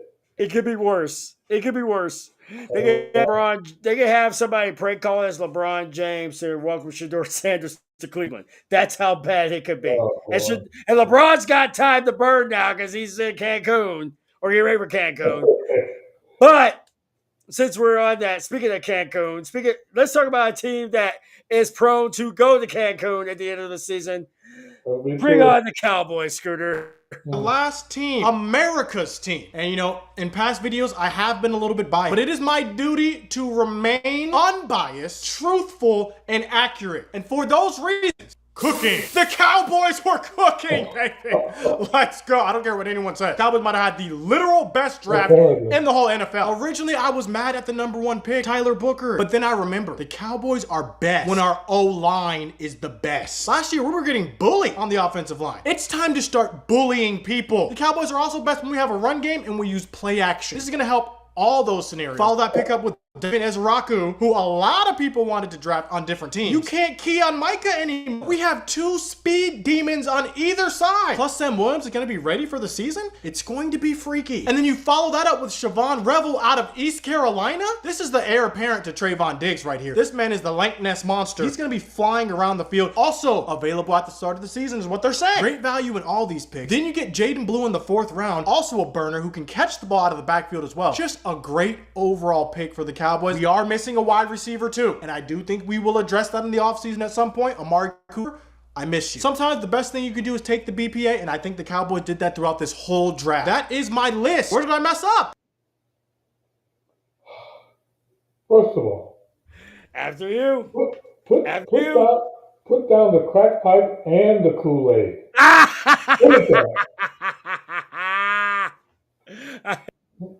Back away. Just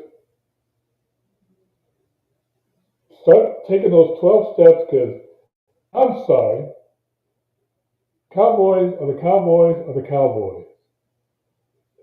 Somewhere in hell, they are running the Cowboys last 20 seasons on a continuous loop throughout all of eternity. So that is the reason why, if you know that going in, you better be praying every night that you're not going to hell, because that's going to be your highlight. Look, whoever the Booker kid is they drafted, so what? He could be a great offensive lineman. So what? You know, they're still paying Dak Prescott $60 million. So what? They still got, the defense is supposed to be good. Micah Parsons is Micah Parsons. Again, so what? The Cowboys are stuck in that eternal loop in hell, and they ain't getting out. So I don't even care who they draft. They could draft the 1960 or 1971 Cowboys. They ain't walking through that door, and if they do, they're going to be old and tired, if not already dead. Why Cowboy fans persist in having any hope is beyond me. Talk about somebody that could be pranked. Call up a Cowboy fan and say, you know what? I don't know if you saw this, but the Cowboys have traded for they're going to have the number one pick in the draft for the next 6 years. That's what they're going to get. And on top of that, they made a trade for Patrick Mahomes. And on top of that, they also made a deal for Saquon Barkley. So you're going to have Mahomes and Barkley next season, and then after that, you're going to have 6 number one overall draft picks. Most Cowboy fans would have to stop and think a minute to question whether or not that's possible. Because they believed everything else. Why not believe that bullshit? I got no. I'm a Raider fan, so by instinct, I don't like the Cowboys. But damn, even I'm starting to feel sorry for these boys. Reminds me of the time. This was back in 2007, 2008, 2007, maybe in 2006. Kobe was having his good run, and it was the year he won MVP. The Lakers go into Boston. Boston sucks. Horrible. This is before the trade that brought in Ray Allen and the guys from Minnesota. So in this game, the Lakers are killing the Celtics in Boston. Kobe Bryant gets fouled. It's like the third quarter. Steps to the free throw line, and you're hearing, and I'm not exaggerating. You're hearing Boston fans while Kobe's shooting free throws yelling, MVP, MVP, MVP. And I'm thinking, good Lord Almighty, have you been kicked in the nuts so much that you're making MVP chance for a Laker? I mean, that's when they hit rock bottom. Fortunately, they turned it around with some good trades. I just don't see the Cowboys making those kind of trades. Well, he's going on that one, folks. Quick score update. The Colorado Eagles are up 1-0 on San Jose right now as we speak. Right now, I'm actually tuning in now to Friday night's Q&A with Tom Grossi as he basically gets his new pad set up and it's got the podcast going as we speak. But I'm gonna be honest on this one. It is. Oh, one more score update. It is 12-6 and late in the fourth quarter between the Battlehawks and the Renegades. St. Louis with a 6-point lead. Renegades get ready to get the ball back. But let's put this as a perspective that people can understand. It's still the Cowboys. Yep. It's still that team. It's still those guys. No matter what Scooter, we knew for a fact Scooter was going to be biased because of the fact that, oh God, they found Zach Martin's replacement right out of the gate. They found Micah Parsons' complimentary side piece or his replacement. Who the hell knows? Since they haven't been able to sit here and actually sign Parsons to a new contract, but they have been all about sitting here actually getting these other players signed tooth day sweet. Here's what it comes down to when it comes to the Cowboys. My team, the Rams, have a better shot of actually having a better season.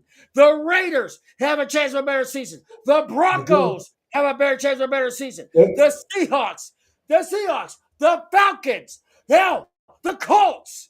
Jesus, tap dancing Christ. Even the Browns have a better chance. No. I'm going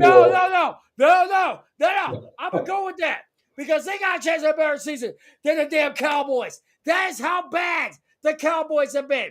You guys got shitty owner with shitty general management with a shitty two-bit coach who ain't even hit puberty, and you gonna tell me that you said that they're cooking? Nada!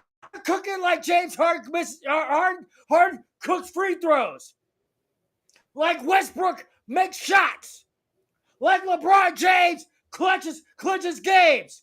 Not fucking at all. None of that. Big shouts out to my boy, the captain in Australia, because, well, we're captains. We go worldwide is how we roll. But when it comes down to for me, is that right now, at this very juncture, to say the Cowboys are cooking, they cooking ass. They cooking a big giant steaming pile of charbroiled, beef stewed, neck boned, oxtail, collard green shit. Because that's exactly what the Dallas Cowboys are doing. I don't know what the hell Scooter McGruder was thinking, but until you put pen to paper long term with Micah Parsons, expect that info to be signing with the Philadelphia Eagles or the Washington Commanders or the LA Rams or the San Francisco 49ers or the Vegas Raiders next season. Bank on it. If Michael Parsons does not have a new deal by the end of this season, his ass is gone. But if he doesn't get a deal for the second week of this upcoming season, he's done. Let's go. Sorry. 4 minutes, 40 seconds. Black Battlehawks just got a fumble recovery. You know what? I was going to get into that because I haven't watched many games the past couple of years. I did sit down last weekend and I saw both games. I saw all 4 games, Saturday, Sunday. I get that you're good games.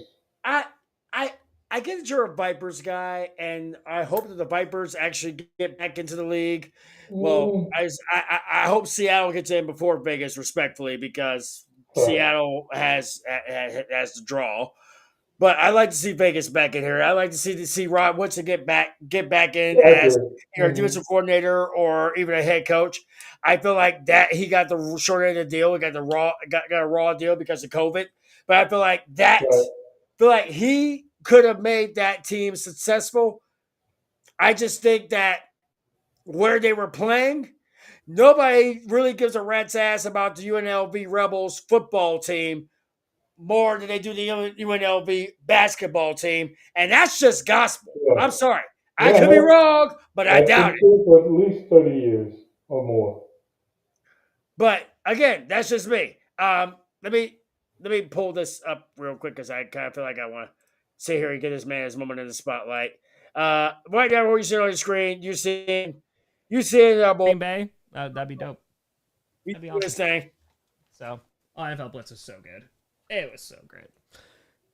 I actually found my old Game Boy Advance that was it was in one of my drawers that I was looking at upstairs. I was looking for something else, but I still have that. What was that? Mega Man 10. It was so good. Chris, I'm moving to Wisconsin, not Green Bay. It's about like an hour and change away, but I'm hoping within the next month and a half. Oh, I'm definitely getting his jersey. 1,000,000,000%. He's got to be a Hall of Fame player now. And if not, I'll hype him up regardless. Yeah, Finn, I'm looking to do that. I just gotta wait for Johnny to get back and stuff. Oh, Cyberpunk? Dude, I bought Cyberpunk when it came out, and I never opened it, and I returned it because there was issues. Like, it was unplayable at launch, and like the backlash was insane. But I've heard. I actually remember when Cyberpunk actually had that backlash, and it was brutal. It was a brutal. And I actually was thinking about buying it just because Keanu Reeves was endorsing it, and then all of a sudden, it just would not go. You would get maybe to the first segue of the first story for the storyline, and it was just shit on top of shit on top of shit, and it was just like, what? This is not what we wanted. This is not what we asked for. It was a bad time. But yes, folks. Well, I remember it only in this regard, because again, this video games, the way they're played over the past 30 years, beyond my Yeah. generation, I'm still pump pong. You put me on one of them bad boys, I'm still gonna whoop some ass. However, If I could move my camera over, I would see exactly what I have. I have the infamous Michelle, which I nicknamed my PlayStation 5. I have it here. Was playing pretty much NCAA football 2025 because I was getting a little hyped up about the fact that we're going to get NCAA football 26 and Madden 26 are coming up in the summer, end of the summer. The fact that I'm gonna have Borderlands back in my house, Borderlands 4 coming out in September. The new Now You See Me Now You See Me movie coming out in November. I'm actually stoked about that one. breaking news, I do have breaking news on What the you got? video game front. Grand Theft Auto, that was going to be released this this fall, is being delayed until June of 2026. Which basically means that I'm gonna be able to sit here and actually give somebody the finger and tell them to suck it until 2026. No, I'm not gonna wait till 2026. I'm gonna do that right the hell now. Suck it. But that's just us. Sorry to be the bearer of bad news, but my son told me so he would know. And I remember when he was probably 9 or 10. I didn't We want also him playing. I'm doing some score updates. Go ahead. End of first intermission in San Jose. Eagles up 1-0. Nothing at intermission. We also have in the third quarter the Rockets up 77-72. Game 7 between them and the Warriors. With about 3.5 left in the third quarter. The Dodgers beat the Braves 2-1, which I'm sure I will probably have a couple of fingers in here throwing at me on that one. I had the parlay Dodgers and the under, so I'm feeling pretty good. I'm kind of thinking that honestly, if the Dodgers could just I don't know what's the word, kick rocks and fuck all the way off, I feel a lot better about it. And maybe it's just me. I think that honestly the Dodgers have been handed to a silver platter, and their fan base and their franchise is still unsatisfied. I'm thinking in my head, take a damn tampon and just shut the hell up about it. But that's just me. So I will say this much about Dodger fans, and I'm old school Dodger fan, going back to 1959 when they won their first World Series in the Coliseum. The only reason I'm saying that is because of the fact of how they treated Jackie Robinson about a few weeks ago, and there was something else. There was something about a statue that actually got desecrated. Kobe and Gianna statue in L.A. actually got desecrated, and Luka actually paid forth the money to get that thing fixed and repaired, so that way it's actually good. I don't know who the hell did it in L.A., but I do hope you die a slow and painful death on the L.A. highway. On the 5, I hope you die a slow and painful death. I don't care. All I want is, I just want 5 minutes alone. I can bring my weapon of choice, which would be 5 minutes. 3. All we need is 3. And a baseball bat. All we need is 3 minutes. That's all we need. This guy basically probably was a bitch-made pussy. That was pretty much the best way we could put it. And no, you're not going to hear this kind of stuff off of our buddy Grossi's podcast. We're not going to hear that. But what you are going to hear, at least on that, is the fact that he and I both probably think the exact same way. He just bleeps his out. I don't care. I'm not going to sit here and sugarcoat this one to make everybody feel better, including the Jagoff, who's on the East Coast, who decides that apparently all of our shows are ass to his standards. Bruv, let me tell you this one.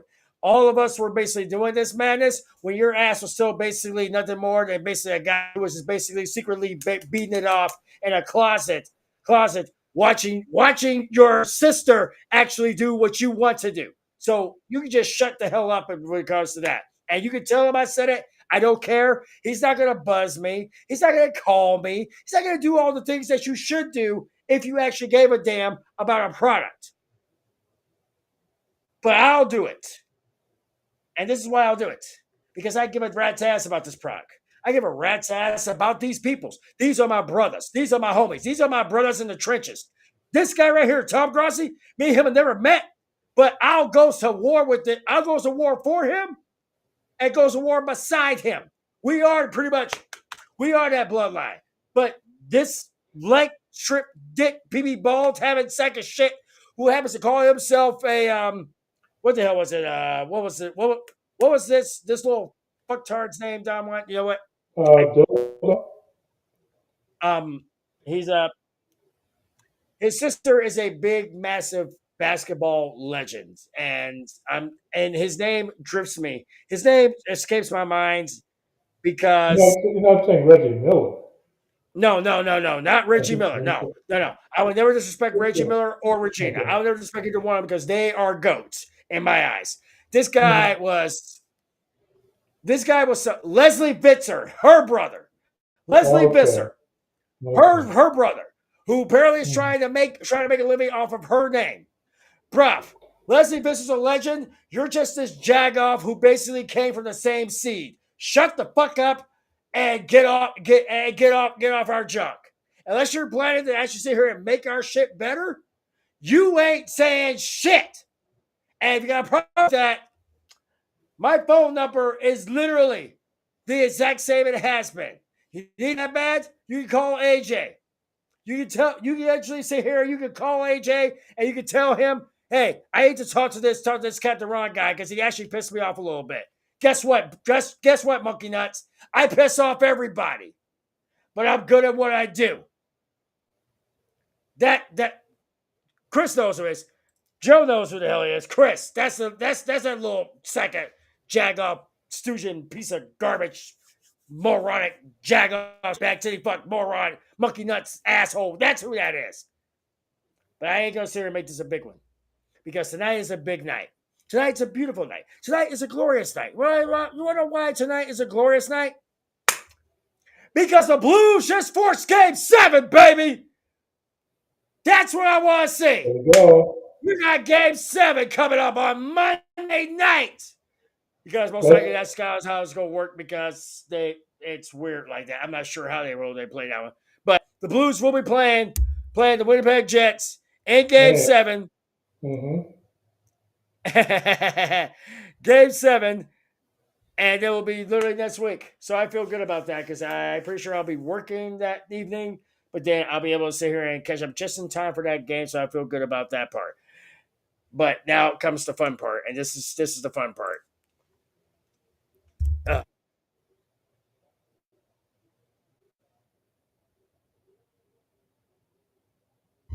Go do it, Bobby.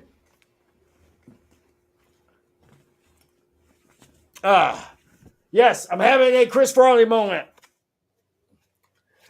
The Bears. The Bulls. Don Juan, you know exactly what the hell I'm talking about. Ta-da! Yes! I get my Bellhawks on right there, baby. So, here we are right here. We got about a minute 34 left in the fourth quarter. Bellhawks have the ball up 12-6. Fat guy in a little coat. That's it. Don Juan, do you want to take that one? Because I mean, I wanna, but it's just it's too easy. Fat guy in a little coat moment. That's a visual that I cannot get out of my head. This is why I was wishing that Joe's reception in Florida would actually work out well. But I hope. Hey, Joe, I actually came up with an idea. Take the alligator's tail, angle it to the left or to the right. See if if it actually helps out the reception. Treat it like married with children. Fox viewing stations, ladies and gentlemen. Yes, I'm having too much fun here. Let me give a short testimonial for Joe Crow. Go ahead. Simply because, I'm still old school, so I still have a Facebook account. I probably still have a MySpace somewhere. But anyway, every day, talk about bringing the content. I don't care. Joe will post something, and it could be any point in time of the day. I could be at work, I could be at home. It always cracks me up. Always. That is hard to do. I'm pretty cynical, and it's like, no, you really can't make me. That's just not going to work. But I'm telling you, and it's simple stuff, or sometimes it's a little bit more complicated. But I will stop doing what I'm doing. Take a few minutes out, check my Facebook post for Joe's content. Always makes me laugh. Don't tell him I told you that. This is the thing that actually gets me most about what we do. We have fun. We enjoy ourselves. We get to have a good time at, well, everybody's expense, to be fair. We get to enjoy ourselves on this one. As you can tell, folks, from we did change the screen. Grossi, love your brother, but we got ourselves some hockey going on. And right now, you get ready for the second period. Eagles up 1-0 over San Jose. And it has it. And in the words of Adam Pierce, it is official. Bellhawks, 12-6 winners over the Roughnecks. 4-2 is their record. They now move to second place in the XFL conference, which means the pressure is now on for DC this coming weekend. Can y'all bring the noise? Can y'all bring the thunder? Can y'all bring it? Because now the pressure's on you. Pressure's on y'all because now the Bellhawks, they are literally 4-2. The DC Defenders, in case you don't know, only have had one loss so far this season, and they have a chance to sit here and get this thing done. If you're trying to actually catch that infamous game right there between the Colorado Eagles and San Jose Barracudas, that is available on Flow Hockey up on YouTube. If you're trying to catch Grossi, he is actually doing a Friday night Q&A on his channel, also on YouTube. When I sit here and tell y'all that we try to bring y'all all that we can to make y'all good, trust me, we try. Don Juan, since we're getting ready to finish this thing off, wrap this thing up on a nice little bow and call it a happy day, and plus, since I'm feeling the need of wanting to be able to actually, what's the word? Possibly do a show tomorrow night or even Sunday night for that matter. Do you got any parting words for your Raiders now that you know that they are actually playoff contenders now? Well, you know what? And again, the inclusion of like Tom Brady and bringing in Chip Kelly, and again, I am a big fan of the new coach, or at least the new old coach, and Pete Carroll. So I just fundamentally I don't have that panic like I've had the last 20 some odd years. Oh, it's this new coach, it's this new system. I feel good about the brain trust. I like that Kelly loves to run the ball, and we got a runner who can get yards after initial contact. So this is going to be a pretty good squad. Are they going to win 10 or 11 games? Let me see after about 6 games. I can tell you what's going to. But at least I'm not going to say I'm excited, but I'm just not. I'm not depressed.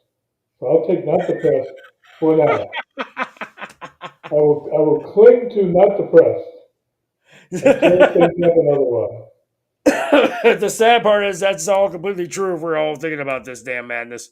But Because the good news is I'm not a Cowboys fan. I get up every morning when I think about anything in general.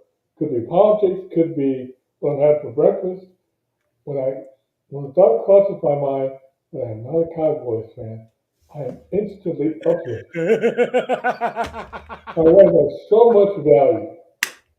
I'm not that guy. So I feel about that. I think it's been safe to say, folks, yes, I've had a lot of fun.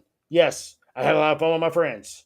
I have a little fun with my friends, but damn, it's good when it sits here and happens, folks. On behalf, I'd like to thank Don Juan for taking time out of his busy schedule. Say hi to the missus for me. I know that her ass kind of popped in there, be like, "What are you doing? Talking to your brother-in-law." And She it's been reminds me good. not to curse. No, you know, I cuss too much. I try to give her a little entertainment.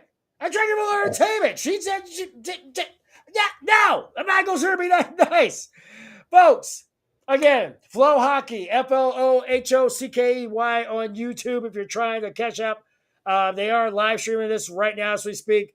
The Colorado Eagles taking on the San Jose Barracudas in game one of that series. The Eagles are up 1-0. Get ready for that second period in that one. Also, on top of that, because we can, just because we can, damn, it feels good to be a gangster. Basically, nice little recaps. Battlehawks get the big win tonight. Blues get the big win tonight. Mets just beat the Cardinals. So Rod Hancock, sit and spin. You suck. Yeah, because I know you're a Mets fan, brother. Love you, but go fuck yourself.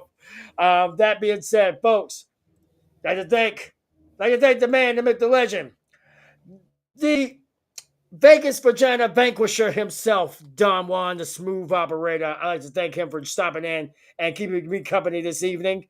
And of course, Joe Quills, who is in Florida and for some reason is screaming for the baby sharks, which I really don't understand, but I'm not going to hold that against him. And of course, Rocket Reese, I know you're working hard and hardly working at this very ocean. I know you're watching a little bit of hockey in your neck of the woods. Get ready for your next round matchup with the Washington Caps. Good. Best of luck to your boys in that series. Good luck to the Eagles as they get ready to sit here and try to hoist up that Calder Cup and make history. I'll explain that more coming, we'll just say Sunday just for the fun of it, because Saturday I might just say I'm not in the mood for it. But Sunday, we might be in the mood for that mess. Thank you all all of you, every last one of you, even the guys at Beach Bears, even Chris, and he knows who he is. Thank you all for sitting here joining us tonight. Don't forget to sit here and catch up. I do believe they do have a big show. I believe Under Siege is coming up next weekend for TNA. I believe Backlash St. Louis is maybe going to get a couple of matches involved heading into that show at the end of May. And, of course, Worlds Collide, which may have gotten a little bit more interesting because of what Trick Williams did on Impact this past Thursday night. He's watching baseball. I'm watching hockey. Let's go have some fun, folks. Enjoy yourselves. I'm out of here. He's out of here. Bleacher Brothers is gone for the evening. We like to bitch out what do. So, now I feel like we need to go a little bit better. So for Reese, one time, Reese. Clean Collision is up, and we want the smoke. And of course, for Don Juan, because I gotta be the loud one in his defense. So yeah. Don't make me go loud. You don't want to see that. You don't want to see that. It's never too late to say you're welcome. Goodbye. And good night. Bang.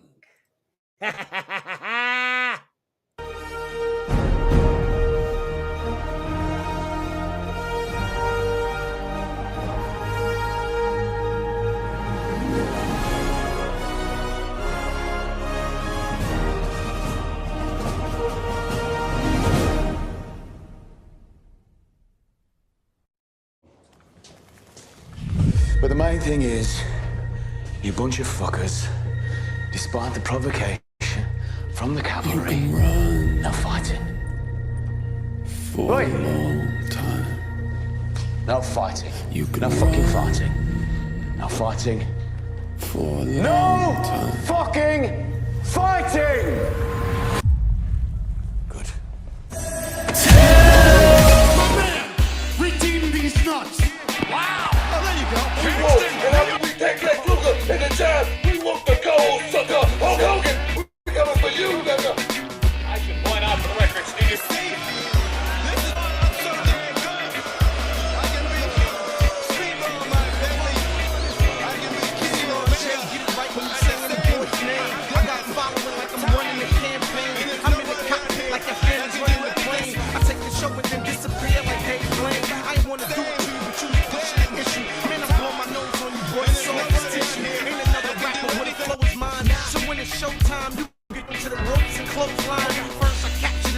and aim for the